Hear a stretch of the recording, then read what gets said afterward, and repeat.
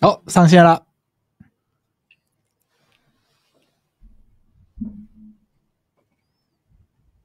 给你们连接。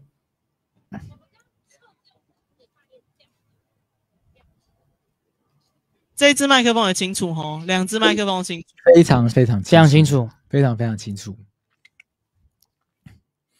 各位，这个已经因为现在稍慢慢就有人要上线，慢慢会进来这样子。就先跟这个刚上线的这个朋友打声招呼，我们是法白。Hello， 大家好，我们是法白，我们是法律白话运动。一婷的麦我先关掉，等一下就我们这两个麦声会出去。现在是都打出去吗？对 ，IG 还没有 ，IG 可能要慢一点。脸书有了 ，YouTube 有了吗？好 ，IG 讯号也要出去了。好，今天会有多少人在线上跟我们一起在做这个环绕半个地球的直播？我们今天在这个台湾的法白的这个棚内，跟巴西 COP 30 Cup 30，我们做这个在现场做连线。Yes 。那陆毅先跟大家分享一下今天要聊的主题是什么吧。其实我们今天主要聊的主题是要讨论说，关于不仅是气候变迁的问题，还有关于知识这件事情要怎么进行转译、传播出去这件事情。因为对很多台湾人来讲，可能会觉得，法律白话运动一直在做这件事情，稀松平常。但是搞不好在别的国家，他们怎么看待这件事情的时候，其实有很多不一样的想法。然后我们可以来聊一下这件事情。那我们今天邀请到的来宾有谁？我们今天邀请到的来宾 ，OK， 我们今天邀请到的来宾有除了桂智跟洛毅之外，好，我们还有这个妈妈气候行动联盟国际合作暨社群营运专员的 COP 30代表团团长 Jasmine， 还有国际真古的教育及保育协会印度分会青年领袖理事会亚太区顾问 Sean， 我们会有4个人一起来对谈讨论议题、气候变迁沟通相关的经验。OK， 我们今天这个直播除了在 IG 上面呢，也在 YouTube， 还有这个法白的脸书，法白 YouTube 把脸书、把 IG 上面都做3个地方同步做直播，然后欢迎大家可以在这些地方来继续跟我们在线上做互动。然后今天这个直播呢，有个非常特别的地方是，今天这个直播接下来会用8点半的时候会正式开始。那正式开始之后呢，我们就会切换到这个大家期待已久的这个洛毅的全英文模式。这个在这边洛毅这个前一阵子有这个帮 Speak AI 这个业配过嘛？对。然后这个训练那么久了，总是要来秀一下。所以今天这场连线呢，因为我们等一下会跟巴西 Cup 30这个现场的各位这个专家学者来做这个交谈，所以这个对话呢，等一下就会有一个很大程度的就要用英文来做进行。我觉得这对我来讲是一个非常非常大的挑战。那大家可能在这个挑战的状况底下，可能表现也不一定会非常非常好。我们这样 OK， 这样 OK。好，我们即将开始，5分钟后就要准备开始。5分钟后就要准备开始。那也非常好奇，就是大家对于这次这个气候变迁的这个相关议题有没有一些看法？我觉得可能蛮多的台湾人其实并不是非常非常关心这方面的议题。怎么说？因为我觉得日常生活当中，大家在讨论气候的议题的人，我以朋友来讲，好像比较没有那么多。对，大家讨论的，好比说在台湾，我们可能讨论这个性别的议题可能很多，或是各种的土地的议题可能比较多。OK， 但是关于气候议题，可能好像没有这么多。就在台湾，好像关注气候议题的这个热度呢，相对来说还算是一个还在发展中的一个议题。但如果把它扩大到环境的话，台湾这几年来很多公投其实都是跟环境有关。对，例如说像关于核4要不要延役，对，核3要不要重启，藻礁 vs 这个3阶，对，这其实都有这方面的这个议题在进行讨论。没错。所以其实环境议题在我们日常生活中息息相关，而且更重要的事情是，台湾是一个 island， island 有一个很大的问题，就是如果海平面上升的话，会很容易影响到 island。OK， 对，所以这个对我们来讲也是很重要的一件事情。海平面上升很容易影响到一个 island。Yes， of course， 对吧 ？Yeah， 对，所以我觉得这个关于 island， 身为一个 island 的地方，我觉得身为一个 island， 也是台湾我们是个 island， 但也很多 island。OK， 那大家都要这个不管各种的 island 都应该关心我们的 island， 因为海平面对我们上升影响其实是非常非常大的。OK， 对，所以这个我觉得这个议题真的是，就大家可以想一下。对，再加上因为这个，我最近就是在研读一些气候诉讼的东西。气候诉讼也最近研究了什么东西？对，就是其实在几年前的时候，其实关于这个气候议题的时候，其实我就研究到气候诉讼。那气候诉讼它其实也是一种宪法诉讼。那宪法诉讼大家可能最近比较陌生，因为已经1年没有进行宪法诉讼了。那我们还帮大家唤起一下一些记忆，就是宪法诉讼就是做出宪法判决嘛。那气候诉讼在有些国家里面也是宪法判决的一种。那它等于是它会做什么事情？它会命国家做一些事情，好比说，举例来讲，政府可能在这个减碳上政策上的不作为，或者是目标太低，或者是没有履行保护人民免受气候灾害的义务的时候，这时候其实就有可能会主张说，因为气候变迁国家并没有做得好的状况底下，可能会影响到我们人民的生存权、健康权或者是环境权。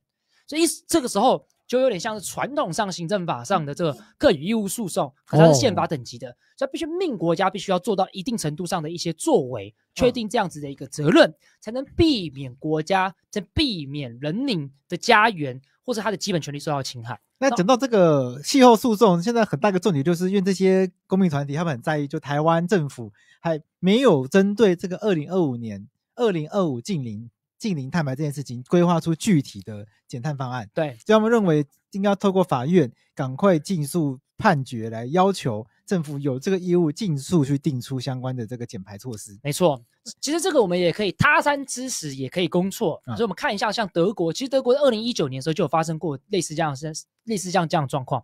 那他们就有控告说，德国的联邦气候保护法其实把大部分减碳的这个负担的责任，其实推到是2030年以后的未来世代。OK， 所以因此他们打这个宪法诉讼之后，其实在德国宪法法院做出这样子的一个他的判决，其实是对这个气候法认为是有违宪的，所以后来德国政府就有做出相关的一个作为。OK， 所以也就是说，其实这个议题它不只是单纯的气候议题、环境议题，它其实跟我们的宪法、跟我们的权利其实也是息息相关的。OK， 那我们也快速讲一下，因为我们今天都讲到减排义务了，就跟我们今天连线的现场 COP30 有很大的关系。没错，因为 COP30 它是联合国气候变迁纲要公约的缔约国大会，而且今年是第30年，它其实是一个很重要的意义。对，因为它是第2个全球盘点年。对，没错。那这个为什么呢？因为这个气候变迁纲要公约定出来之后呢，它其实并没有公约本身并没有直接规定各国要减排多少，它是一个大家约定好以后来讨论要如何减排的一个公约，也就是大家只是先约定好以后会来讨论这些东西。那所以每一年的 COP 呢，我们都会非常的在意说，那这次的这个 COP 大会有没有达成新的更具建设性的更有具体的一个减排承诺。那它这次是2015年巴黎协定之后的第2个全球盘点年，所以今年其实是非常关键，就是我们到底能不能够将全球升温控制在摄氏 1.5 度。其实这个摄氏 1.5 度大家不要觉得说它才很小，就冷气上升1-2度大家都觉得很轻松，就是有科学的研究去分析说，如果全球气温平均气温上升 1.5 度的话，会有非常多的国家就会被海水淹没，所以这其实是一个非常重要的一件事情。没错，我现在同时也把我们的这个直播然后散播到更多地方。你把它散播到哪里去？ IG 我们在这个大神殿也直接号召大家现在来看这样子，因为我们活动应该算要即将开始也要把这个脸书的这个丢进我们的社团里面，我们那个订阅制的会员呢，欢迎大家一起来看。对，好，那我们现在差不多要准备开始了吗？我们差不多可以准备开始了。那个等他们现场，因为现场看起来今天在现场跟我们连线的这个来宾呢，都已经在现场做定位了，所以我想我们很快就要进入到这个全英文的模式了。对，我们先跟 Jasmine 跟 Sean 打声招呼。Hello Jasmine， Hi Sean。Hello。Hello。Hello。Good morning, Brazil. Hello. Hi. Good evening here. Good morning. Good morning. Good morning. evening. Good evening. Hi. So, okay, we can start the session. Okay, sure. Okay. I'm Jasmine Wu from Mom Loves Taiwan.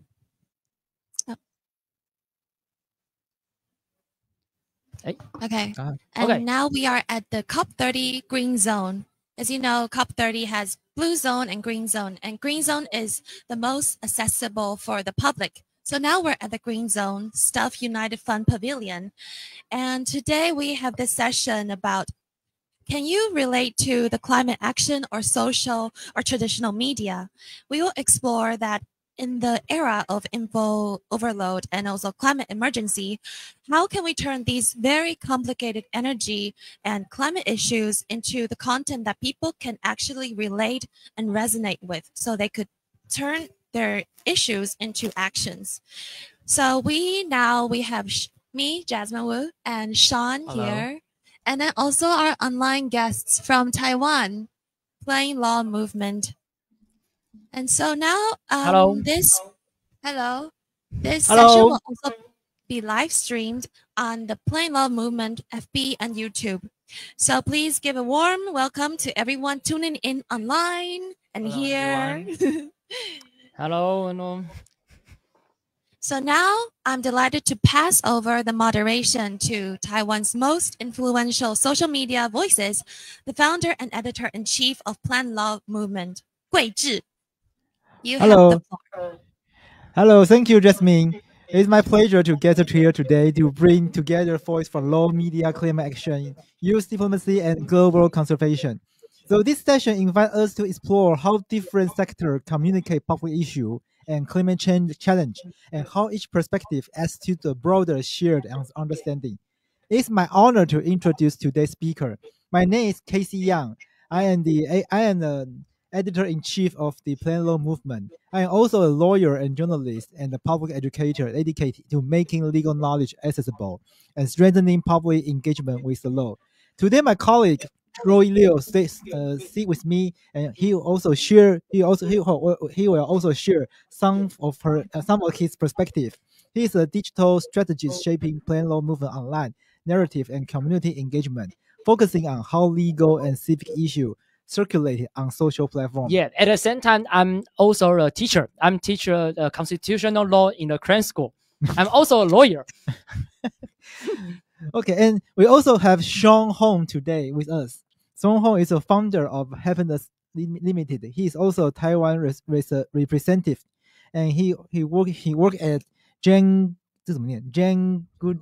Goodall Institute Global Coordination Meeting. Can you introduce yourself for the audience? Yes, thank you, Gui Zhi, and also for Jasmine and Twig for inviting me. Hello, everyone. Hello, everyone from the other side from the planet. My name is Sean Hong Qixiang. I'm a Taiwanese systematic practitioner, also a multimedia storyteller.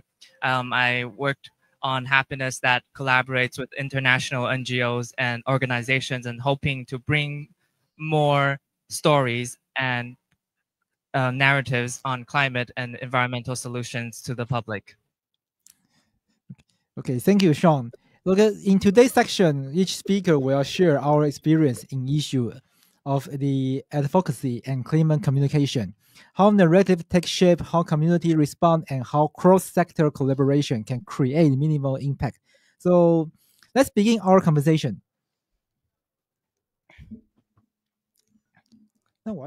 So you go first. Yeah, you go first. Okay, you have to introduce what we are doing.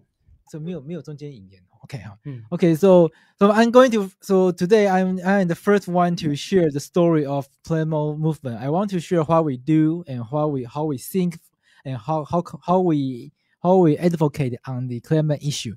So today I want to share the story of us. So where we came from, what we have learned, and how we are evolving, especially when we step into climate communication. First, the Plain Law Movement began with a simple worry. In Taiwan, the law often feel distant, technical, and intimidated. Most people encounter legal issue not with confidence, but with fear. We believe that this gap was not only unnecessary, but harmful to democracy.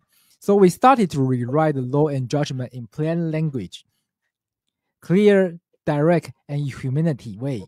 What began as a small online project slowly grew into a newsroom, a podcast, and a public-facing legal education platform. So over the year, we have communicated with a wide range of public interest parties, from criminal justice to human rights, and to labor rights, gender equality, digital privacy, disinformation, election, and also the climate change. We explain the new bills, the core decision, and the national debates. Our goal is never just to simplify the law. We are to make the public feel that legal knowledge belongs to them, not just belong to lawyer or official. Our early year taught us an important lesson. Information alone is not enough. If people do not trust the messenger, or if the message does not connect emotionally, the communication will not lead. So we evolve from being explainer of the law to partner in public conversation. We learn to use storytelling, data, real-life case, and format like podcasts and short videos to reach people where they are. We learn to speak with empathy, not just expertise. We learn that public engagement is not one way. It requires listening. So as the Taiwanese media environment change, we also adjust. We move from broad public outreach to a more sustainable model built on community and membership. We shift from chasing click to build long-term trust. We invest most in transparency, fact-checking, and editorial standard. So ensure we become not only a legal education platform, but a public interest media organization. Okay, so the challenge. So how's our work on the challenge of working on climate change? Climate communication is different from most legal topics we handle. This topic is that the science is complex, the timelines are long, and the political tensions are real. Working with the climate group show us three difficulties. The issue feels distant because people know it is important, but people don't feel it in their daily life. And the policy language is technical, from energy transition to carbon pricing. The terminology creates the barrier. And on the other hand, the movement is emotionally heavy. Activities often carry grief, urgency, and frustration. However, the public may feel tired or overwhelming. So when we collaborate on climate issue, we face the challenge of translating not only the policy, but also emotion behind the work. But this challenge also opens new possibilities. We learn to use human story to make climate real. We learn to show how climate policy connect to fairness, connect to job, connect to health, and connect to democracy. And we learn that the legal system is not separate from climate action. It shapes everything from the land use to industrial transformation and also to environmental justice. So the plan law, in closing, the plan law movement began with one belief. People deserve to understand the rule that shape their life. So today we take a broad issue, especially climate change. Our mission remains the same. We want to make complex public issue understandable, relatable, and shareable. We want citizens to feel empowered, not intimidated. And we hope to work with all of you to keep building a more informed and engaged society. Thank you. And so the next one we need the next one we need Jasmine to share how's your organization work and what is your organization do, what's the objective your organization to achieve. Okay, so my organization is Mom Loves Taiwan Association. It was founded originally in 2013. Originally, it was a group of mothers who were very concerned about nuclear issues in the local communities and how to impact the local people. But now it gradually grew and broadened the issue into energy, renewables, and local communities resilient, and also youth empowerment, which is the projects that we have the most. And so we not only do research and policy advocacy, but we also collaborated with different local independent filmmakers or independent local communities, and also like the Plain Law movement, this social media, to try to empower the youth to have their capacity building on storytelling, visual storytelling, or narratives building on climate issues, transforming the environmental complicated issues into more relatable stories. So we grew from watching over nuclear safety to watching over the whole future of our next generations.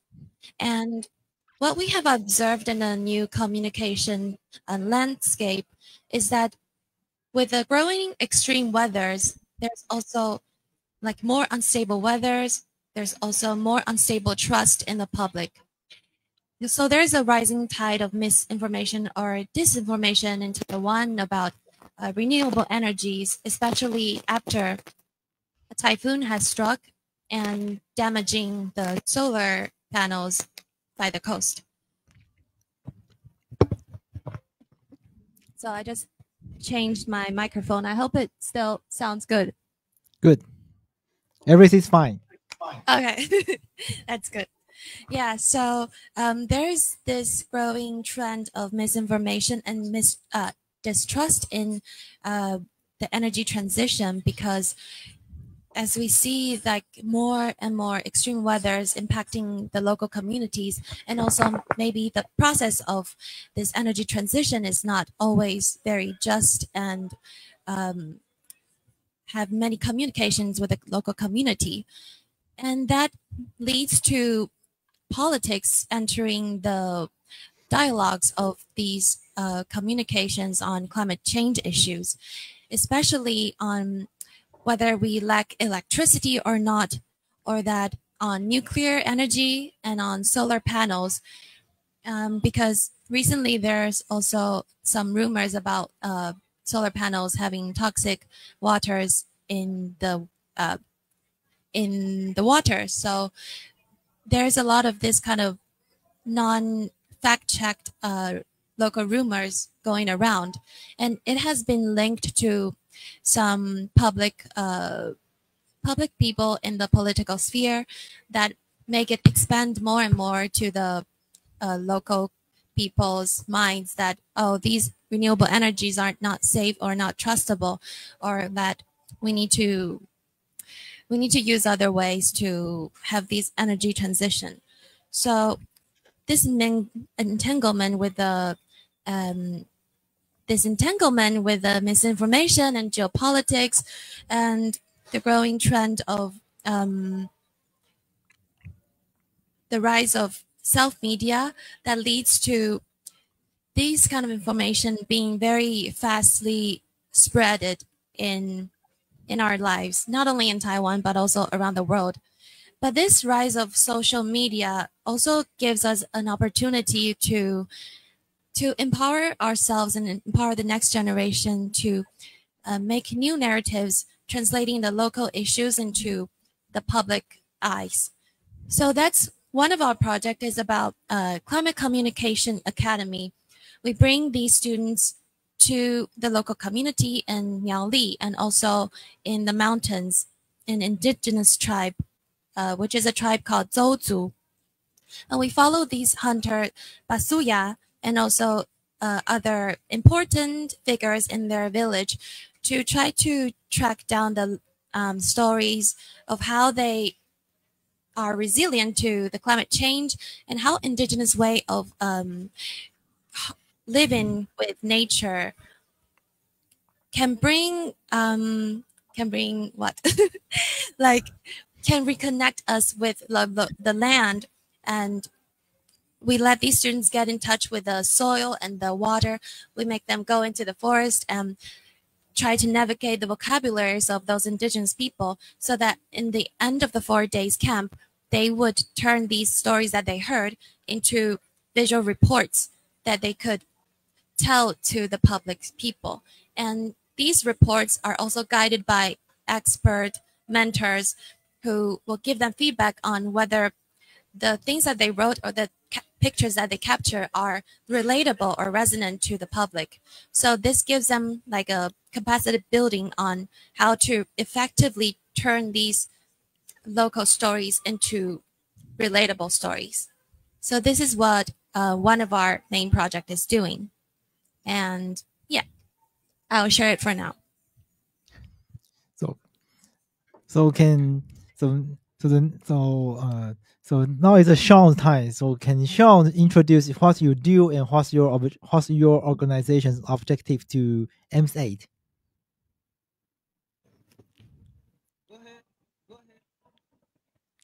On. Oh, it's on. Okay, thank you.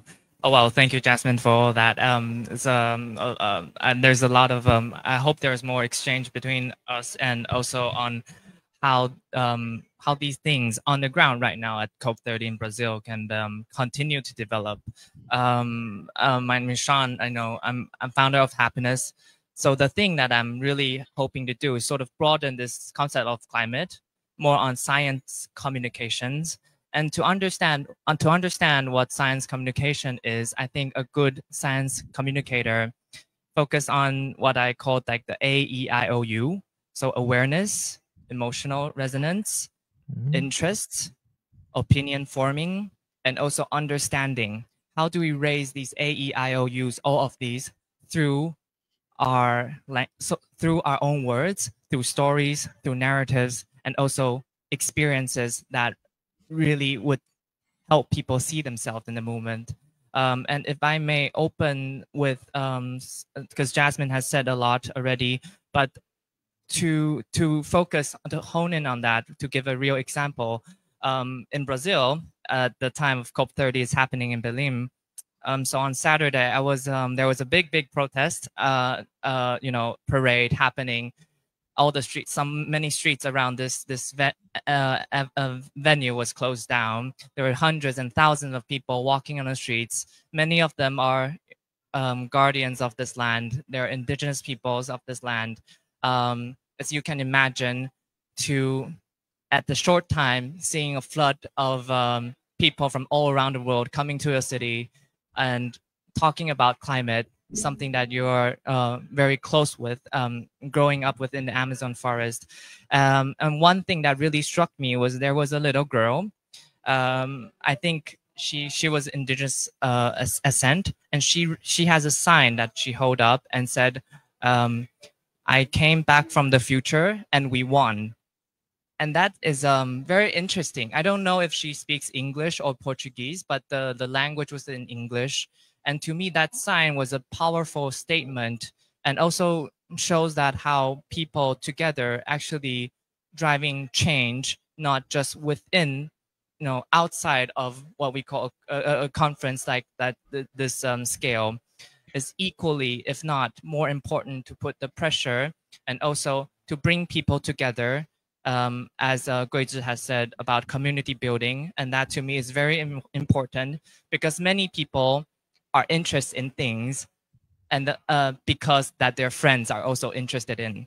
So if we could create spaces and events or activities that bring people out together, so they can invite their friends, their families to, a protest, a community gardening, a cooking class, or anything. I think that's more important, because in places and events that we feel more comfortable, actually it's easier for people to get the information and wanted to talk about it.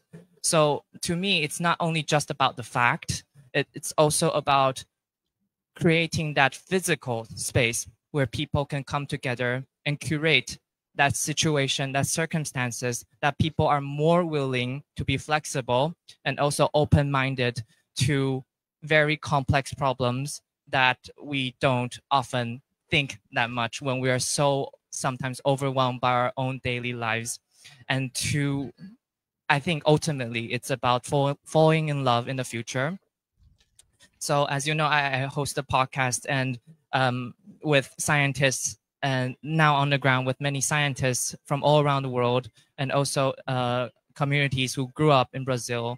And I think the importance of asking the right question is an essential one, because I often ended with a question about, when you're older now, looking back as a grandparent, what would you want your grandchildren to thank you for? And I think that's a very powerful question, because it shifts the way that how you think and your responsibility in your actions, and also just to think more long term on how your work it's going to impact not only yourself but something bigger than you. And so that's what I'm focusing on. I wanted to create more of these conversation on that. So to not only increase the science capital, so how people care about science in their life at this time when we feel like media and science communication can be so bifurcated, especially after, post-pandemic. So there's a lot of work to do. I'm sure on the ground, these conversations are happening, and we do hope that to create more of these spaces and to work together as one. Thank you. Thank you, Sean. Okay. Since Jasmine and Sean has already shared what they are doing and what they are work for, so how about Roy? Yes. How about Roy? So how's your advocacy? What's your strategy of communication? Do you think the communication is very important for our work, and why? I think it's very, very important thing in our work, but it's very hard to talk about a serious topic because the people on the social media prefer fun, easy content, and that's normal. People like very, very fun information when they just look at their cell phone. So if we are too serious, I think people will not pay attention for so long. So when using social media, we must make the topic fun, interesting, so people unexpectedly find the low relevant. People will always watch a content they already like, but the real challenge is explain important things that haven't thought about yet. That's why I think that being fun and interesting is a key to getting them to watch. For long-term content like podcasts, I think you need to sound more human and real. This means sharing more about your personal experience and yourself to create a closer connection with audience. For example, in our podcast, we not only to share about law information, knowledge, but also we will share our life. We will share how we are holiday, what we are doing. We put the daily life into our content. Yes, but I think that is more important because people like to hearing something like this. More than information, more than knowledge. So I think that's the most important thing. So if we want to communicate the climate change, we want to convey the environmental issue. The most important thing is not the knowledge of the not only knowledge, not only the knowledge, but also how our daily life, how our life connect with this knowledge. Yes, I think the most important thing. Like if you want to talking about maybe okay, for example, for climate change, you want to talking about recycle. Maybe it's not to teach everybody how to recycle. That is boring. That's boring. you must share like you drink some for plastic bottle. Yes, you have shared this life experience. I think that's the more important thing. So how we do recycle in our daily life? Yes. So are you a recycle man? I don't think so.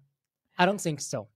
But yeah, you're bad. Yeah, because I drink a lot of plastic water. So I think I need to solve this problem. But you use your can, right? You have the reusable bottle. Yeah, I reuse bottle like this. Okay.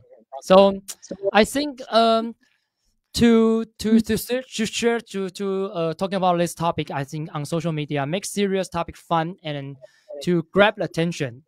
For long-term contact like podcast, being real is for a personal to build lasting trust.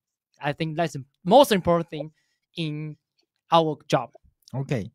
So I have another question for Jasmine. So for Jasmine, based on your experience while communicating with the topics of climate change and energy transition, what research has been done? For example, do you explore the background of the audience or the connection of the issue with the community? Have you found an effective formula to make people related to the topics?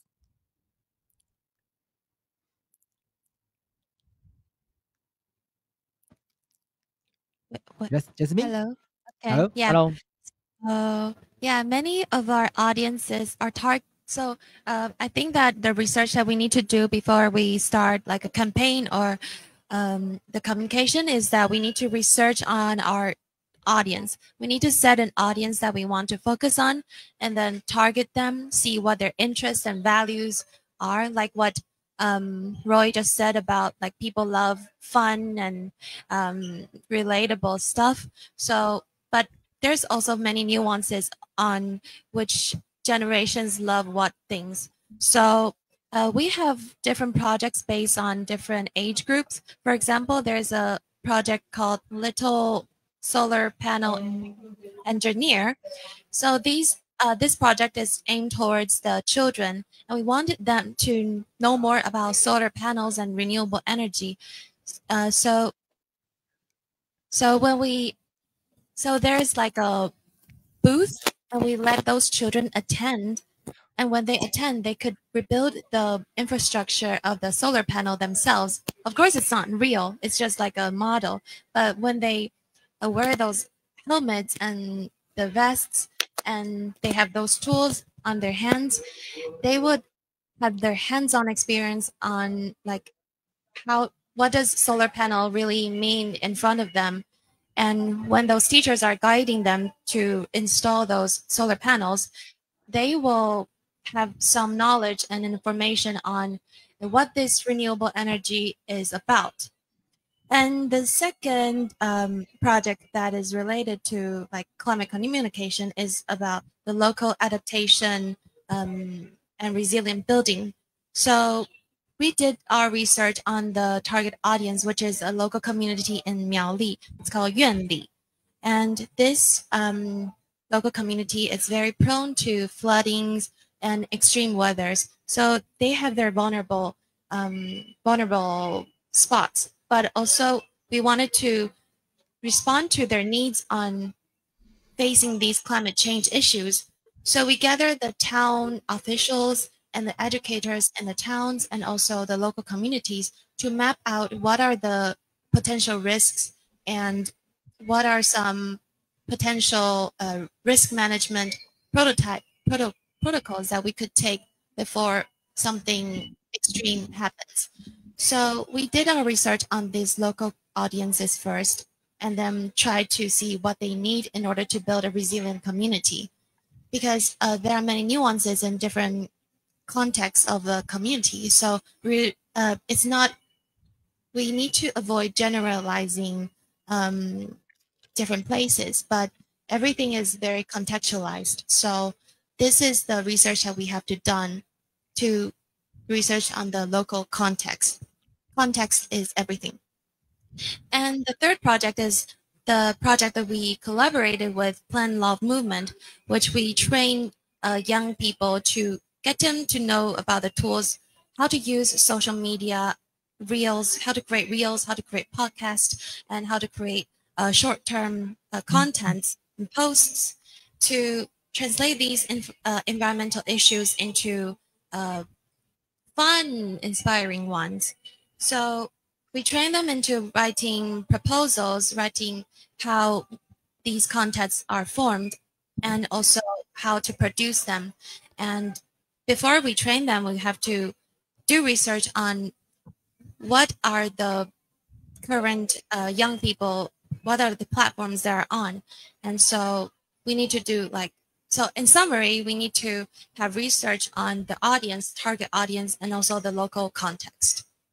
Thank you. Thank you. Jasmine, I have a further question for you. How was the idea arise for this for the Little Solar Panel and Engineer project? Because for in general, when we talking about the general communication with the general public on climate change, often the audience was supposed to be the general public, especially for the grown up. But the audience of this project, you choose for the Child. for children. Children. So how did this idea arise? Actually, I'm not the founder. Like when it was created, I was not part of the project, but I believe that intergenerational knowledge and passing down our knowledge to different generations and seeing what they value, what their interests are. Different generations, they have their own way of seeing the world, and we also need to pass down our way of seeing the world to them, especially on tackling climate change and extreme weather issues. We need to let them know that these renewable energies are very essential to building resilient in communities. So there needs to be knowledge transfer for these generations. And of course, when they get to know about these solar panel issues, they, in the future, if they see some information about solar panels maybe being destructed or like some negative viewpoints on these solar panels, they will have their own capacity and their own knowledge that's already have the foundation to see whether this information is true or not. So we don't make them see in one perspective. We just educate how this kind of solar panels are being built and what are the components inside these solar panels. So in the future, when they face these recurring issues, they could know what to. They could have their own thoughts on their issue instead of just being informed by the media and being not having the foundational knowledge. So okay, I have a question for Sean because in my point of view, I think in my point of view, I think the most important thing to express content is fun.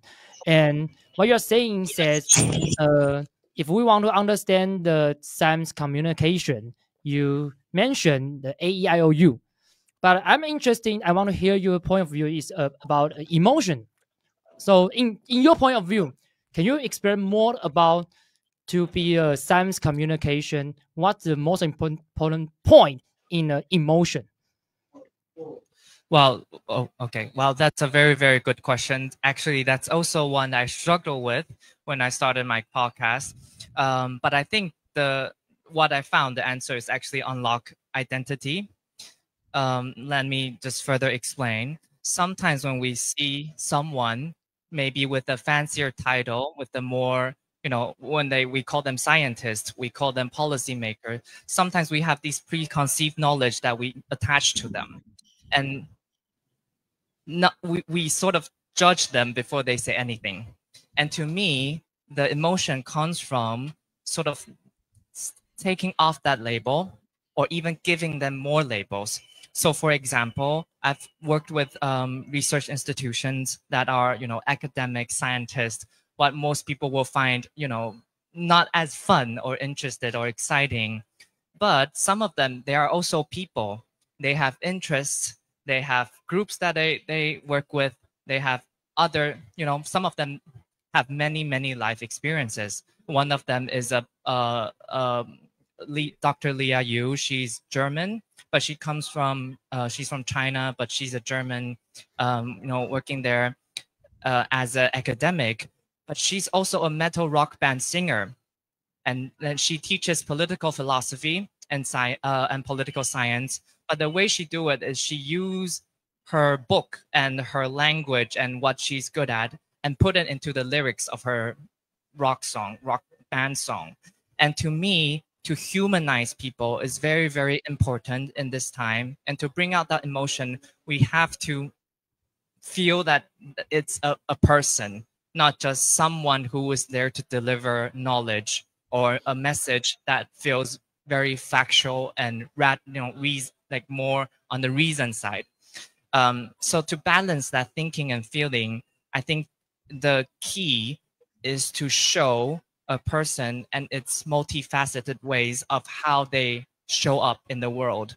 And we all have our other sides. I would say myself as a cinephile, I love movies, I love gardening, I love cooking.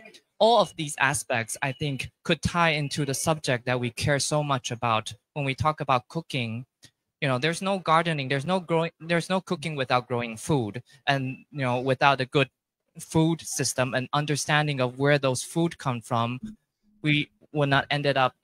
I think a good cook could be a very, very good gardener too. And to me, those interests of people, that multifaceted aspect of what one person can encompass, it's very important, because those emotions can make us empathize and also raise what I said earlier, the science capital. So people would want to know how they can create. So I really agree with what my colleagues here said about authenticity and bringing your personality into the things that you work with, because it's only through showing that you are a person that also has struggles, that also trying to balance work, life, relationships, that brings people closer and wanted to understand you more deeply and listen to you. And to me, that's at least the first step. And here at Brazil, at COP30, I'm sure for us, it's a great opportunity, of course, to get to know people with backgrounds that are so different from us. But at the same time, we still have this collective vision, a common ground that we have established, that when we're here, there's something that we all care about. And it's only through understanding that person and who they are a little bit deeper, while also being open to sharing about who you are, not just your profession, but many, many aspects of your life, that I think could mobilize people and gather people on things that they really wanted to do and their actions. Yeah, thank you so much. I would like to add a point. You made me remember something that I heard from a podcast saying that nowadays it's no longer the politics of left or right. It's nowadays it's the politics of separation or connection, disconnection or connection. So nowadays, like, there are many politicians or many social media discourse that wanted us to not care about something, or make us very individualized, like this is the thing that we care about only. But we wanted to create something that would connect with everything, because essentially we are all interconnected, we are all one. Everything that we do are interconnected. So for example, like in COP30, that we all observe that there are a lot of indigenous communities coming here to raise awareness on their struggles, and also how this is connected to us. And also Palestinian or Gazan people, they come here to tell us about the genocide, of how it intersects with the indigenous people struggles and also colonization. So everything would be, their struggles are just a little piece of struggles that is already happening in different communities. And now we are trying to link these things together so that we could reconnect with each other, with our own selves, and also the land, to better face the future together, to build a more resilient future. So this is what I would like to add on. Okay, thank you for you guys sharing, and I'm very agreeing with Sean what you say about the struggle, because I think in a lot of social topic, we have a lot of struggle. Because, you struggle. Yeah, because people have a different opinion, and what my opinion sometimes, very often, my opinion or answer is I don't know. Yeah. Because I don't know. So I have a lot of struggle in this kind of issue, and I want to try to know about more knowledge in this issue. But I think sometimes very struggle. Yeah. Okay. We have a common from YouTube, and we have a friend, Kelly. Kelly on YouTube asks both of you, both of you are Taiwanese, and you are Taiwanese youth in the COP30. And Kelly wants to know what is the role of Taiwanese youth in COP30. So I think both of you, just me and Sean, is the best person to answer this question. Can both of you to answer this question to Kelly? What is the role of Taiwanese youth in COP30? So Mom Loves Taiwan Association, we also, this year we trained youths from Taiwan Youth Climate Coalition for them to get to know the process of COP and the UNFCCC so that they could come to Brazil and really get to know how it really works and how do we young people, no matter in Taiwan or anywhere else, to engage in these negotiations and try to have a seat at the table or influence something. So for Mom Loves Taiwan and Taiwan Youth Climate Coalition, which I'm also volunteering in, we joined the Youngo constituency. This is like a youth network underneath this COP conferences. So it's not only like party world leaders that could join the negotiations, but there's also a lot of civil societies, youth, farmers, women, gender, indigenous peoples. They have their own network, their own little constituency that there is a mechanism for us to participate in different working groups and different issues that you're interested in, to work with other young people around the world and try to talk with the negotiators or influence something inside the negotiation text. So I think Taiwanese youth, we could use this channel as our way to amplify our Taiwanese voices into the international sphere.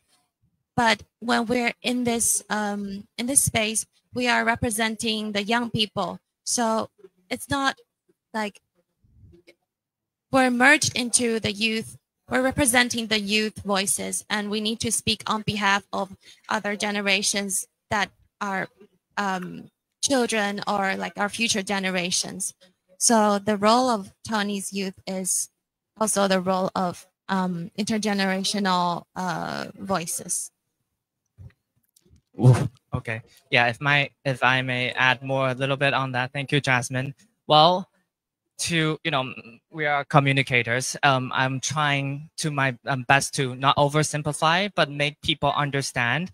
If we see COP as a football game, now we're on the latter half of the game, right? Sometimes as at youth, we are, when you watch football, at the very end, sometimes they will bring someone up and then give them some time and kick, and then maybe they only have 5 minutes, 10 minutes, and they have to come down. And sometimes I feel like youth are playing that role of when we're coming to a game, at the end, we're asked to go up and then, help the team in a way and sort of change the dynamic and also strategies, what's happening on the ground. Same analogy could be made for people who are local, who have very much local experiences, who live in Brazil, could be indigenous groups, could be Brazilian scientists who know the ground. They are often sidelined as players, but they know the field very, very well. So it's very interesting in these international spaces to actually observe and also understand where we are sort of in this ecosystem, even though it's a 2-week short, brief event. But to see our role and how it plays and influence the dynamics and how the conversations are happening, not just in the negotiating rooms, but in the press rooms, in booth and pavilions, between country delegates, also outside of the venue. I think that's exactly what needs to happen and what our role is. For one, I would say we're all sitting here as a very privileged position to be here. We stand sitting, but we stand as one, but we come with hundreds and thousands behind us. There are many people in Taiwan who may not have this opportunity. So we acknowledge that there's a responsibility, but also what you said, fun to actually come here and engage and participate and actually gather and bring people together, because that to me is what people, if we look at history, people who know how to shake the world, who know how to bring change, they know how to gather and mobilize people. And to me, speaking for myself, it's a learning opportunity, but above that, it's actually a great way to see and understand who you are in the world and facing such a complex and difficult issue, that what your role can be. And so I've, as you said earlier at the bio, I've worked closely with the Jane Goodall Institute and partnership with them. And Dr. Jane has been a great hero, mentor of mine. It's an honor to even call her a friend, and known her since I was a very young boy. And to me, to have that mentorship and vision of someone you look up to, it's a very important. And to me, I would, if I could send a message back to Taiwan to people who are watching and maybe youth, is to find those people you wanted to work with, to mentor you. And I think so you can have that tools and knowledge to pass it on, to engage the head, the heart, and also the hand. And to be in spaces like this, it's not just about the talk. There's a lot of talking now, but it's really not just about the talk. It's about building these relationships with people, because in the end, it's only with them that we can move forward. And as a Taiwanese, I think all of us sort of play this little diplomatic role in where we are right now. And sustainability or environment or climate, whatever you want to put a label on, it's just one piece. And to us, we often hear this champion of Taiwan, Taiwan 之光. We often say this, and I think this can come from anywhere. Can come from everyone could be in their own respective fields. There is places for everyone, and to us, this is one chance for us to engage with the international community and also showcase what we are doing back home in Taiwan. Thank you. Thank you, Sean. I have another question for you, because you say you are a communicator. So I'm really interested. I'm wondering that how do you think about what is the potential influence if the collaboration happen for climate change communication? Sorry, can you repeat that again? Sorry. So what is the potential influence if the collaboration happen for the climate change communication? For example, do you think the cooperation between traditional media and social media is possible? And if it's possible, how is the potential influence of them? Okay, it's possible. Okay, I think that question, I don't only think it's possible. I think it's necessary at this point when we see different advantage and disadvantage between traditional legacy media and what we call more like self media or social media, this sort of newer space. I think it's necessary because in such a fractured world, we can talk about more of the how to monetize the fund for creators, but I think long form videos, like for YouTube, there's already sort of quite established way of monetizing, but for short term there isn't many. But I know that short term form videos are being more and more popular. And to me, social media, I feel like it's a testing ground actually for many legacy media, as a space to see if the topic is what could bring and stir up conversation, also bring awareness and attention to important topics of the day or of the week, in this case for climate, for a long term. So I think actually the hard part is not the collaboration itself, it's the maintenance work that happens. How do you keep things, how to keep the momentum going so it doesn't feel that it's so reactive?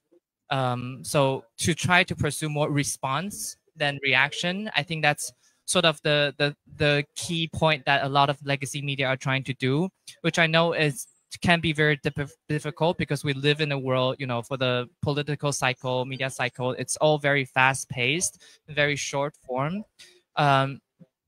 But I do think that collaboration comes with bringing the personality, the fun, the more, let's say, sexy way of communicating with social media, also with the credibility, the established access of information and a budget from legacy media.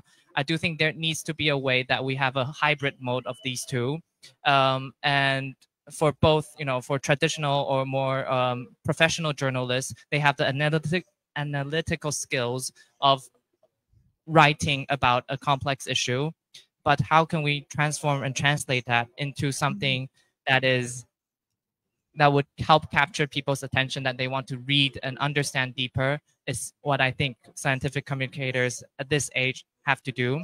And I'm sure that also is a responsibility and something that a lot of scientists around the world are thinking about, because it's not only just about paper and publishing, it's also how these findings can actually inform policies and actually change communities' life. Thank you. Thank you.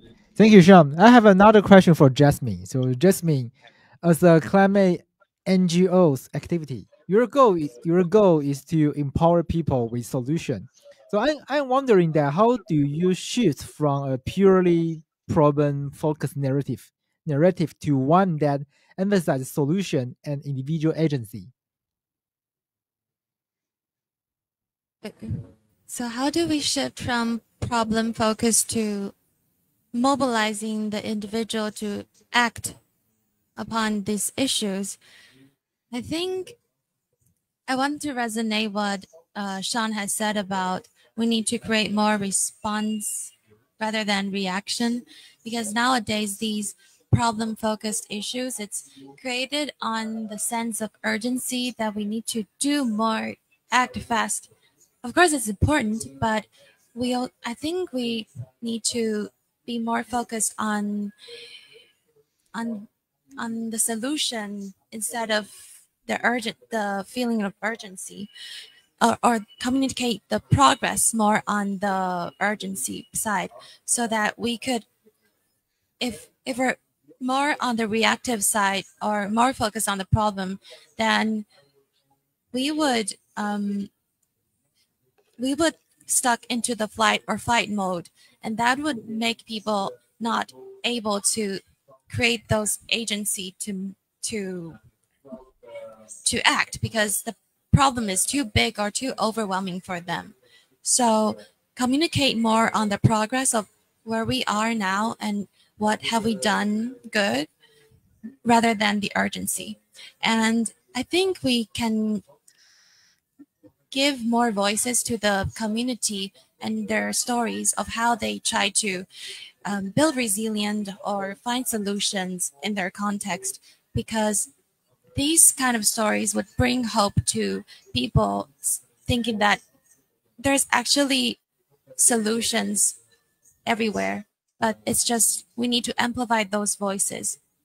For example, when we were in the mountains and we were with the Basuya hunter and also the indigenous people, they told us the story of how they make their crops adapt to the climate change, because in the future there will be more droughts or more unstable weather. So they grow their plants with different generations themselves, and they make the plants adapt to the weather throughout the generation, so that the plants could know the weather and adapt through them throughout these lineages. So this is kind of the story of how those local communities build resilience in their crops. And I think these kind of stories brings hope and solutions and enables people to think, oh, what can I do in my own community? So focus more on the community-rooted storytelling, and also give people roles. Give people roles. For example, in our Youth Climate Communication Academy, we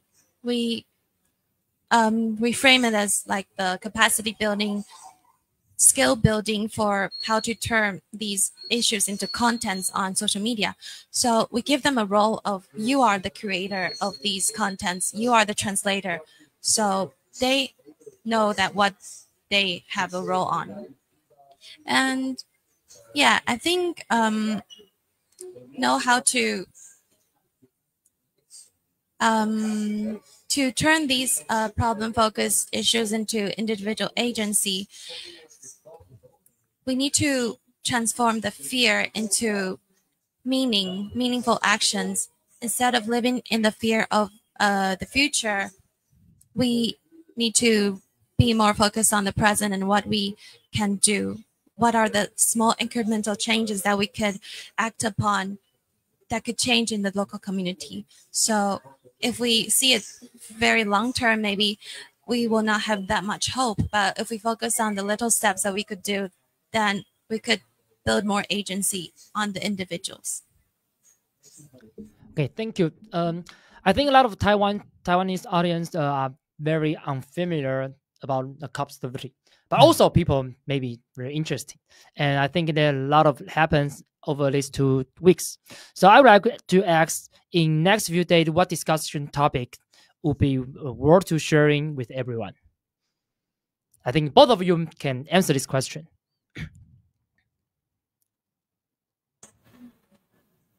Maybe Sean first. Okay, so for the next few days, you mean? Yeah, next few days. For next few days, Well, what kind of activity might happen, and what is the most important part we can focus? We can focus. Well, there's so many topics. I mean, there's everything, and you know, as for the UNFCCC, they have topics for each 2 days. There are different topics on biodiversity, on climate financing, and everything. But the thing that I personally would really wanted to learn more about is actually on the ground with Brazil, between restoration and energy transition for renewables. And I think because, you know, this time most countries have delivered their NDCs for Taiwan as well. There are a lot of different ambition roadmap. So I think there's also a lot of tensions on, of course, fossil fuels, on phasing out. We'll see how it will go. I've been talking to people here, and I do feel like there's a momentum growing. Many countries are also willing to participate in these conversations, albeit could be, they're always difficult to bring consensus in places like that. But one more thing I wanted to highlight, sorry I had to write it down. It's about the 12 countries actually signed the Declaration on Information Integrity on Climate. And I think that's very related to what we are talking about today on this session about a global commitment to combat misinformation that threatens the fight against climate crisis, and also calls on government to create policies of transparency and safety. So it's for journalists, it's for scientists, and it's for environmental advocates and activists everywhere to ensure that they also have the public access and also the right information and to bring it out to the world. And so to me, that's one of the very big focus I am spending my time on. And Jasmine, would you like to promote the upcoming event? Yes. So tomorrow in the morning and in the afternoon, we will still hold sessions on climate adaptation and resilience. How do we see this issue? And also about climate finance, and what is COP talking about in regards to climate finance, and also what do different organizations in Taiwan think or internationally think about the issues of climate finance nowadays, because it's very complicated. So you got the chance to get to know these issues tomorrow. Okay, thank you. Jasmine, do you want to highlight anything during this day in the COP30? Any information, anything you know? For me, because our team, we divided into different working groups. Like for me, I joined the Food and Agriculture Working Group of Youngo, which is the youth network and constituency. And we have partners joining the Just Transition Working Group and also finance. So there are different streamlines of the issues that we focus on. For me, the Food and Agriculture Working Group, we focus on the negotiations of this topic, but now we see that the negotiation is going to be discussed more in the next June, which is the bond session, the middle meeting in the year. So there's not much that advanced for my topic, but what I witnessed is there's a lot of indigenous peoples and the marches and the protests that we see of how they how this is a chance for these different tribes of indigenous people that exist in the Amazon to come together as one and to call for the government and the presidency, and also a lot of lobbyists like agribusinesses and oil companies, these businesses to call for action on getting their land back and also getting their voices heard in the negotiation rooms. So this COP is actually the COP that has the most indigenous presence in among the history. So more than 5,000 indigenous people around the world has participated. So this is a very interesting and also a very good chance for us to, also for Taiwanese audience to think about how we in Taiwan, how we relate to these communities, and if they really have a presence in the political sphere, if they really have their voices or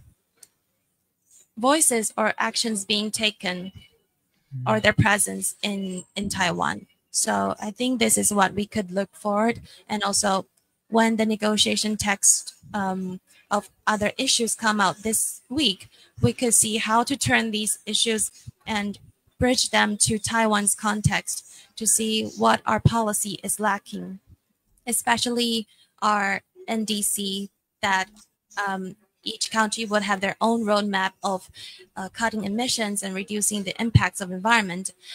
So what does Taiwan, how is Taiwan talking about this, our own roadmap? This is what we could all do to take these things back to Taiwan. I also have a further question for Sean. So for Sean, what are the trends and the prospects for communication topics on social media for you?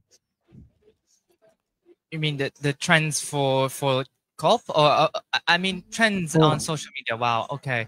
I think people now, at least what I'm trying to focus on this COP is actually a lot of regional aspects of what Asia Pacific, how the Asia Pacific region can play a role, especially Taiwan, Korea, Japan, all the way to Southeast Asia, to Australia.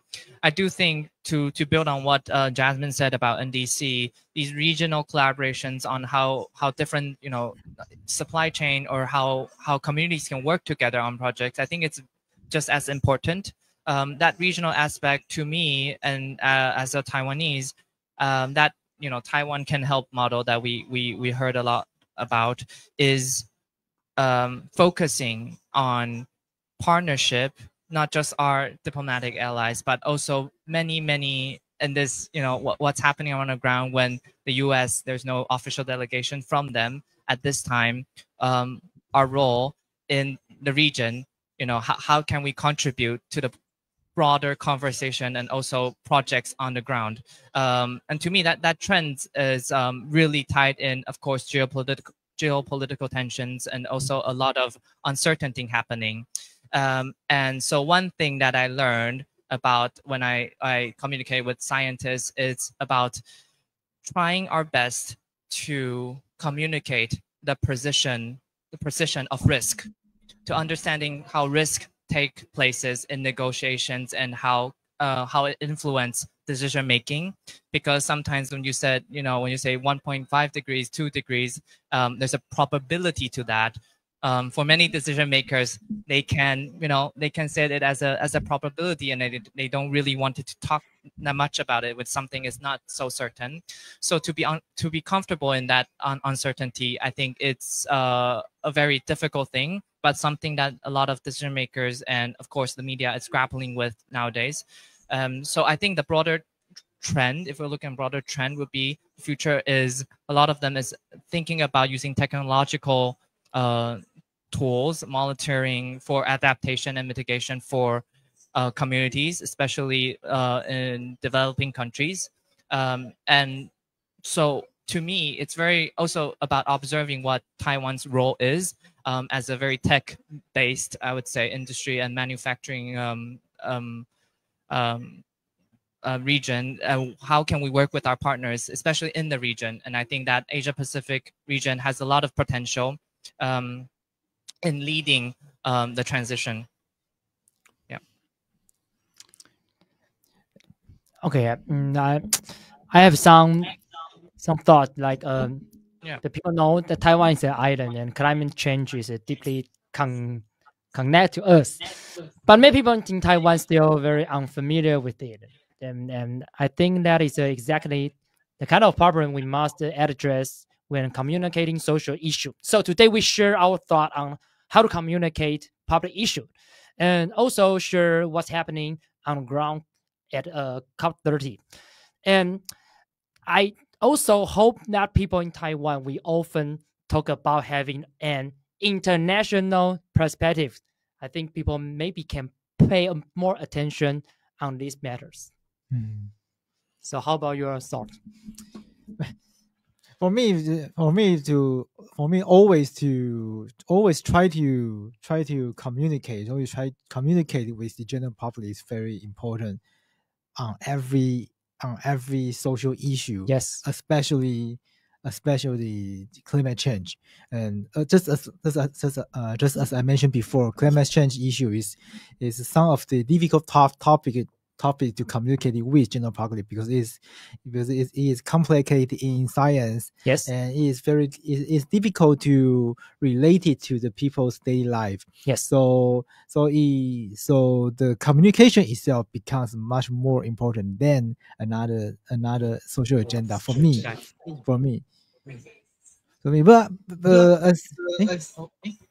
Could you repeat that again? Sorry, Roy, we missed you. There was a connection issue. I'm sorry. Oh, there's a connection issue. Okay. So, what I just mentioned before, the climate change is a very difficult. It's much difficult than to communicate with the general public than the other social issue because it is complicated in science and it's difficult to relate it with the people's daily life. So it shows the difficulty, but it also shows the importance of the communication, the communication on this issue. But so I think today's talk. Today's talk is we learn a lot from today's talk. Yes. Okay. So thank you, Jasmine. Thank you, Sean. Thank you for your here with us and with the audience online. We have lots of people online with us today. Yes. Thank you. Thank you. Thank you. Thank you. Thank you so much. It's a Thank pleasure. you. Okay, I think maybe we can. 我们因为线上还有一些观众，对，所以我们也可以用中文跟大家稍微聊一下，因为我们跟大家练习了很久，我们让大家练习了很久的英文。但其实我们线上的这个听众呢，应该因为好几个平台加起来应该有破100位啦。对，大家其实大家可能也很想要知道一些。大家很想用中文知道一些跟 COP30 有关的一些最新资讯，这样子。所以我想，虽然我们已经收尾了，然后现场我想可能大多数人不一定应该都不听懂中文，但是我们稍微自嗨一下，让线上的朋友也可以吸收到一些最新的资讯，这样子。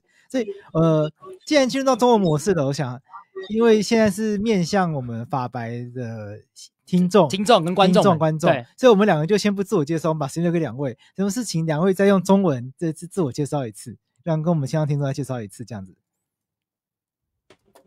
好，自我介绍吼。对，就跟刚刚一样，就介绍一下你是谁，然后做些什么事情，这样子。好，我叫做 Jasmine， 然后我是来自妈妈气候行动联盟，我现在在这边正职工作，然后我的就是工作主要内容是就是培训台湾青年气候联盟的一群国际部的成员，让他们去了解。COP30 还有 UN 的联合国系统是怎么谈论气候变迁，然后主要就是加入一个就是这个联合国底下气候变迁纲要公约的一个青年社群，让他们去透过这个社群了解现场谈判的进程，还有要怎么以青年的身份去参与这些讨论。那我们在就是一整年都有培训，就是从3、4月开始，然后到现在就是我们的代表团有在现场，那就是我们就有分不同的议题去追踪。应该就这样。OK， 那 Sean 呢？谢谢。那 Sean 要不要跟大家自我介绍一下？大家好，我是 Sean 洪其祥。那我是Happiness 的创办人，然后同时也有 host 这个 Happiness Podcast。那主要关注的议题其实从人文到科学社会的各个层面都有。那我自己是我的背景是脑神经科学，那后来在国际的智库有待过，然后慢慢对政策相关的研究还有倡议有更多的理解。然后这次是我第一次来 COP， 然后很幸运可以跟其他在这里一起的台湾的伙伴一起，就是针对气候跟环境相关的资讯，还有人权，还有叫做 just transition。就是公正转型这些相关的议题做更深入的研究跟探讨。那同时也是有另外参与青年100亿圆梦计划，然后在世界各地希望可以把更多实际的案例带回去给台湾。不好意思，像我好奇问一个问题，就是因为你刚刚有想说原本是脑神经科学的专业，但为什么突然对于政策提倡这件事情会感到兴趣，然后之后做这方面的事情，蛮好奇的。这是一个很好的问题，因为就是你读了很多心理跟研究科学比较硬的这种个科学了解大脑之后，我发现很多在沟通还有甚至在传播讯息上面，其实很多都回归到人这件事情，怎么理解人在对于做决策，然后情绪，然后记忆，然后语言。这些相关对我们来讲，可能是就是每个人都会经历，然后同时都共同的这些人，我们说的成为人类的这些元素，我觉得非常尤其在政策，尤其在倡议这些东西非常非常重要，因为有时候在讲政策跟这些东西感觉非常的高，非常的远。那我认为，所以我才会希望透过像 podcast 比较更多感觉更亲近于人、贴近于人的方式去传播。跟表达跟传达这些重要的议题，那我觉得这一切就是来自于了解人类如何对于资讯，如何对于会得到什么，会失去什么的这些决策，还有对于风险的管理等等，我觉得都是非常非常紧密相连的。那我想我可以插播一件事情，请说。就是现场我发现我们讲英文的时候很少人，然后现在讲中文大家都聚集在这边。好，但是大家都是就是外国人，所以他们看起来对华文可能比较有興趣。那我们需要帮他翻译一下吗？对 ，Do we need to translate? But I think I don't have any ability to translate. You can try. You know the practice. 不用，他们只是喜欢看我们讲中文吧。对 ，OK， 好，这个声音太美妙了。但我好奇两位，因为两位是这个台湾的青年，然后在这个国际的场合参加这个 COP30，你们自己的一个观察怎么样？就是你们可以跟我们线上的听众朋友分享一下，作为一个台湾青年，在这样一个场合，在这样一个国际场合，你们有没有一些学到的东西，或者是可以感受到一些东西，又或者是你们跟其他国家的青年交流的话，有没有一些有趣的经验可以分享？对，我其实我想追问一个问题，是说我们好奇说他们其他国家的人在做这些议题的倡议的时候所碰到的困境，跟我们有什么样子的一个落差？这样子。其他青年在倡议的时候的困境，因为我们都是就是在那个工作小组里面跟青年有比较多的互动，然后我们就可以观察到他们就是他们怎么去策略，要怎么在现场，就是这个可以遇到很多谈判代表、国家代表的机会，去试图跟他们有冲上去，然后去跟他们谈话，建立关系，还有试图去邀请他们去聆听我们的声音的一些机会。所以比较多的困境可能就是怎么去在这些很匆忙，就是这些谈判代表很匆忙的行程过程中，让他们可以停下来，然后听见青年的声音。然后我们可能就是像我们的工作小组就有举办一场，就是跟这些谈判代表的 round table， 然后就是我们就有邀请这些谈判代表来跟我们青年有这样子的分享，他们在就是谈判过程中遇到的困境，还有一些他们觉得未来这个关于粮食系统的谈判在未来会呈现怎么样子。然后就是因为有安排这场会议，我们才可以去听见这些谈判代表的声音，但是就是这些代表他们都行程很匆忙，然后很满，所以我们就需要去参加这些negotiation， 然后在这些谈判结束后就是冲上去，然后去跟他们谈话，然后顺便邀请他们来这个我们的场次。所以就是有很多跟这些青年互动，看怎么去 strategize 去策略这些跟谈判代表更进一步的互动的机会。对，那我就是在这个会场也会遇到各国的人，然后还有各国的倡议者。像是我昨天晚上就是我昨天遇到一位导演，然后他是 Cultures of Resistance 这个纪录片工作室的导演，他就是透过很多的艺术音乐去融入他的纪录片，让一般人可以很轻松的去了解一些不为人知的当地的在地的一些在地人的 struggle， 无论是就是岛屿国家或是非洲的一些小 community 他们的 struggle 的议题。然后就是遇到这导演之后，就是又遇到了就是前一阵子有一群人他们自己搭船，然后要前往加萨去救援支援这些加萨的人，然后就是跟他们吃了晚餐之后才发现，就是他们这些人都是有被以色列困在以色列逮捕的，然后就是现在的情况是多么的危急，还有就是这些的议题是多么互相的关联的，所以就是它整个是让我们的观点有更另一层的交织性吧，就是跟全球的其他的运动。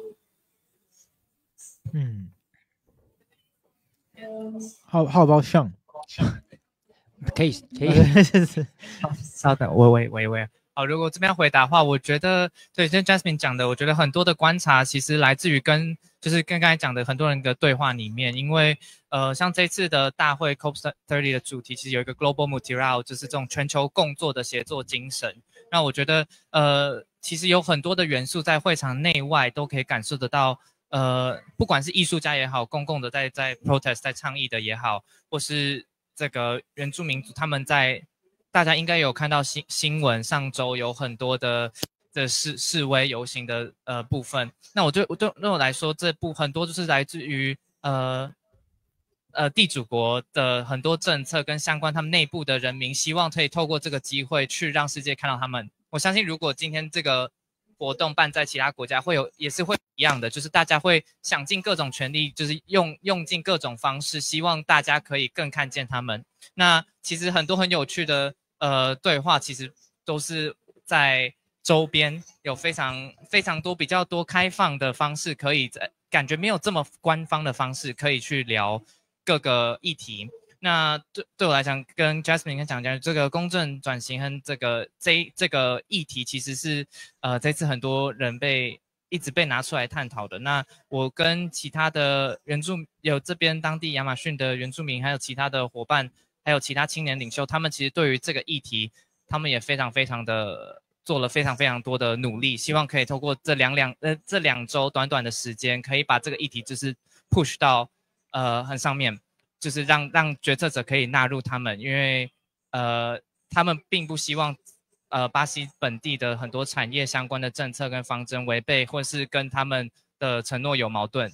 那我觉得这些有趣跟矛盾的地方，其实也看得出台湾在这个会场里面，在这个区域的关系上面，我们可以扮演什么样的角色。那可以说，当然没有像很多我们可能邻近的国家有这么大的 presence， 就是有这么多的位置或是代表的人。但是我认为重要的是，我们可以运用每一次的机会，让其他人更了解到我们其实在台湾的一些努力。那这也就是我认为我们来这边最主要的目的，跟我们希望达成的是把这些共组出来的合作的经验，或是希望可以延展到未来很多的方案。那因为有在讨论关于明年，也不确定会在哪边，目前也在讨论，但也希望可以，如果假设是澳洲或土耳其的话，澳洲这边有很多的方针跟愿景是台湾可能可以跟澳洲还有东南亚国家一起协作的部分，那我们就希望把这个精神持续的延续下去。那也不希望说这个会议结束之后这些就结束了这样子。所以我这部分我认为是青年之间可以非常push 的一点，就是希望可以把这个 momentum keep up 的 momentum， 把这个动能继续往前的滚动。但也看得出来这一次的活动会场里面，青年的代表他们就很多都出来发表关于他们在自己的 community 自己的社群里面所做的东西，然后如何影响他们自己周边。那我认为这些其实都非常非常重要，因为这些传达故事的人，有这个技术或是习惯用科技来传达他们故事的人，是可能是这一次非常非常非常多，然后未来也会有更多。那就是透过刚才讲到很多，我们其实前面有聊到很多关于这种媒体的 legacy media 大的媒体的公司，还有这个小的协作这种自媒体的公司怎么去协作这件事情。我认为大家都还在很多 figure out， 那同时也知道可能不会是一次就成功，但我觉得这种实验性的性质跟这种很多的可能性，就是在这种不同的对话跟这个风险不是风险，对不起，矛盾之间产生。然后我们也很期待看到未来有更多台湾跟国际上还有在区域或是国际间有更多交流跟合作的机会。我们线上，因为我们是线上直播，一直会有一些新的观众朋友加入嘛。我跟大家报告一下，我们现在是在跟 COP30 在现场连线的一个直播，就是我们因为今年的 COP30 它是在巴西举办，所以我们现在是在跟巴西的这个现场进行直播。那我们有2位在现场的台湾代表青年，然后一位是 Jasmine， 一位是 Sean， 然后我们在这边跟他们做现场的直播。没错，这边快速跟大家介绍一下什么是 COP30， 它是联合国气候变迁纲要公约的第30届缔约国大会。所以每一年这个缔约国都会在这个 COP 呢去讨论各国的这个减碳的这个目标要如何来达成，以及设在哪里。那今年这件是第30届，那会是第2次的全球盘点年。那今年的一个关注重点当然就会是各国会不会在这一次的 COP30 上面呢达成更具有雄心壮志的承诺。因为我们距离这个2050年这个近零排碳这个是越来越近了，而且这个气候变迁这个升温的速度呢看起来是这个有增无减，所以大家都非常的这个焦虑，说那个能不能够这个各国可以在 COP30 上面呢赶快拿出更好的一个，定出一个更具有雄心壮志的一个目标，让这个目标是可以赶快达成这样。所以也好奇2位因为2位就在 COP30 的这个现场，那你们的观察，你们觉得这一次有这个机会看到一个更好的一个更让人乐观的一个结果吗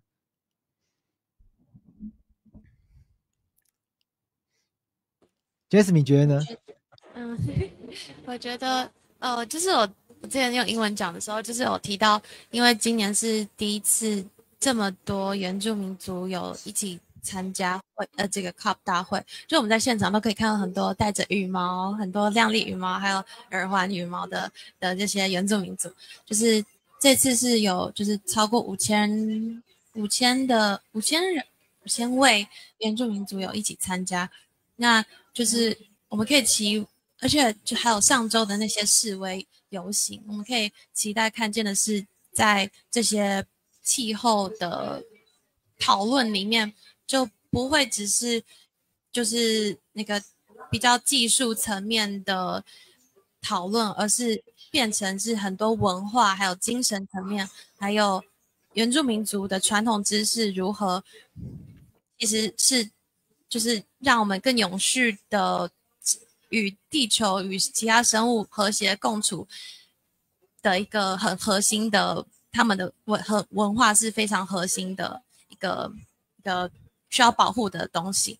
那就是可以期望的是，就是未来的这些 COP， 就是它设下一个标准，那未来的 COP 就需要去更加的谈论这些事情，去 highlight 这些原住民族在这些近邻转型或是气候变迁的议题上面的角色。这是未来可以期望的事情。对，因为就是跟那个 Jasmine 所说的类似，这次的很多的，我们看到会场的人其实都是带着某种使命感而进来。然后对我来讲，这次在如果做政策跟谈判方面，其实很多是在于怎么做落实这件事情，尤其是开发中国家如何对在这个领域，在这个气候的环境里面，他们怎么得到 access， 就是对的资金的来源，还有不管是国际上的合作或是资金的来源，然后让他们可以实际在他们当地做很多相关的转型正义的这个议题。那对我来讲，这个落实这一部分有很多其实也是我们这个区域一直在努力的地方。然后我相信台湾在这个部分也一直都在希望可以让我们的近邻的路线可以更实际被实现这样子。然后我觉得这个 struggle 是这个困难的地方，是其实每一个国家都是。那这个刚才讲的这个雄心壮志这件事情，我认为是很重要，因为在这边就是大家要有一种士气，感觉是带动不停的在滚动，希望可以把这个东西落定下来。但我相信在未来的几天，我们剩下几天不知道会延续，会不会超时，或者延续在更多天。但是这一部分我认为在以青年的角度跟国际其他青年的角色对话的过程里面，我发现他们其实每个人都是有一种使命感，他们希望可以第一个展现他们自己国家在这个方面的努力，第二个是把他们自己社群里面的声音以及跟他们相同背景人的故事带到国际的会场里面，第三个是实际的参与，还有合作在谈判的过程里面。那我觉得这部分其实都是相信对我而言，我相信对 Jasmine 也是非常好的学习的方式。那我们也希望说可以更加扩展台湾在亚太地区甚至国际性的这种青年的网络，然后把这个动能再带到的潜能发挥出来。刚刚校长提到说，你说这一次的 COP30上面呢，这个有国家达成的一个宣言，是要合作对抗这个气候变迁方相关的假讯息，是这样吗？喂，对，它是那个 Declaration on Information Integrity on Climate。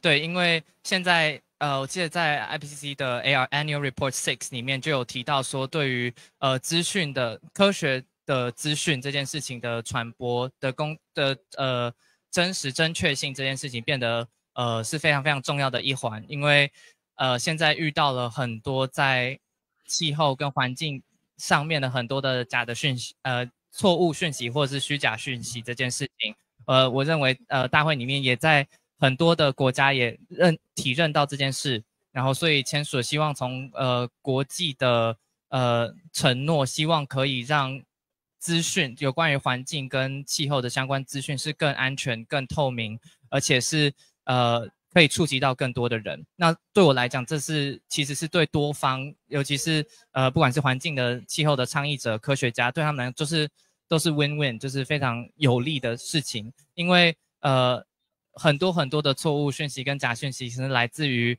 背后有非常大的资金的协助，或是有刻意创造错误的叙事来误导，或是想要放慢，或是就是阻挠这个很多决策的进行。那对我们来说，这个资讯的生态系变成是目前在传播讯息里面一个非常大的问题，但同时也看得出来这个方面也一直被拿出来提。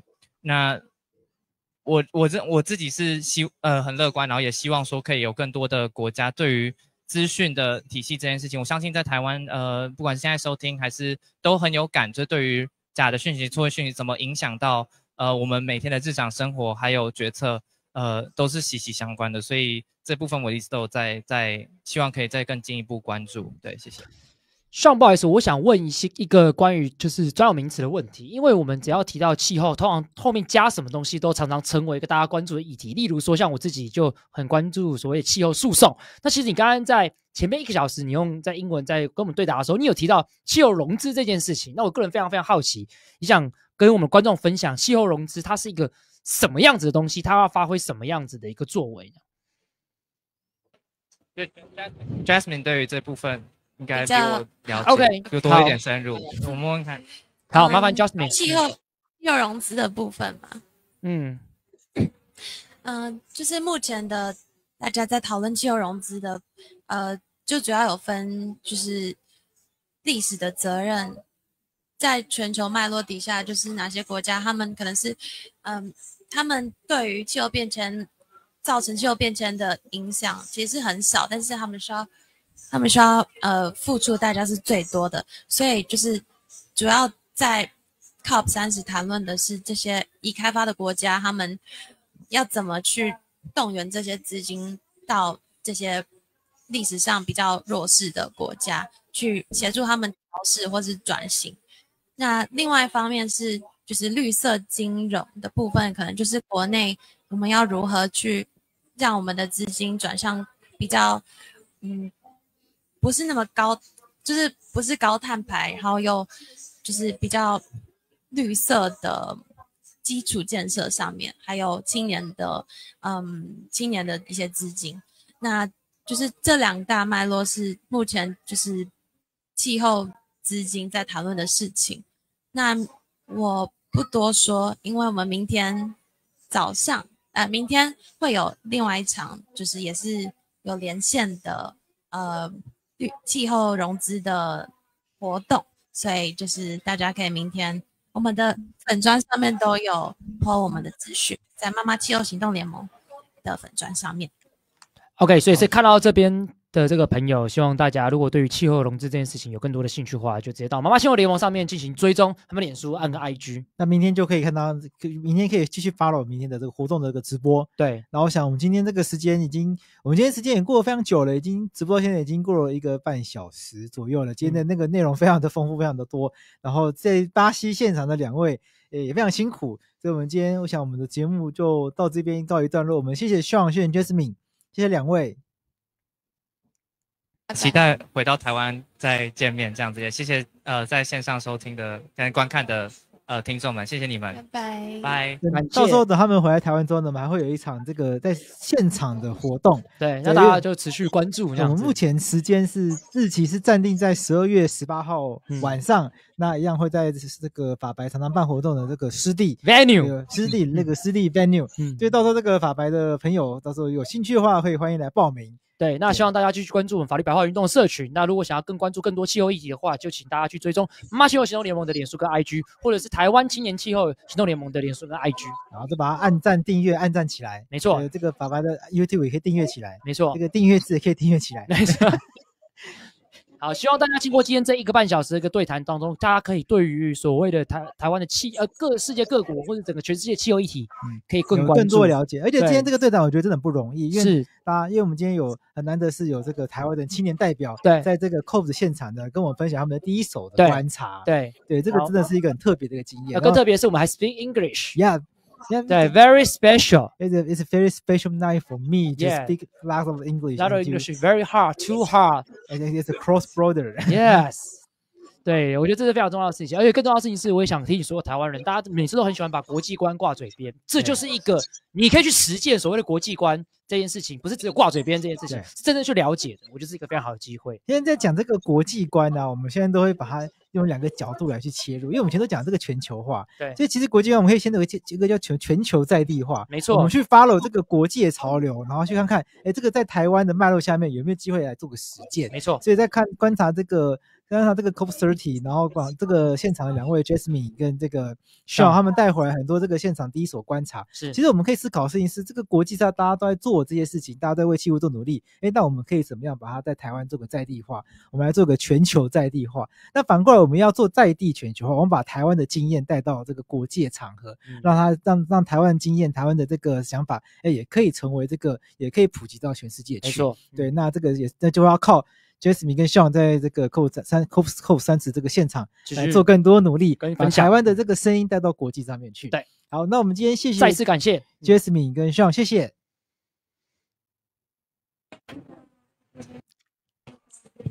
感谢，拜拜。感谢，拜拜。那谢谢这个线上所有的朋友，大家辛苦了，谢谢，再见，拜拜。好，拜拜，大家拜拜，我们下次见，拜拜。关掉喽，好。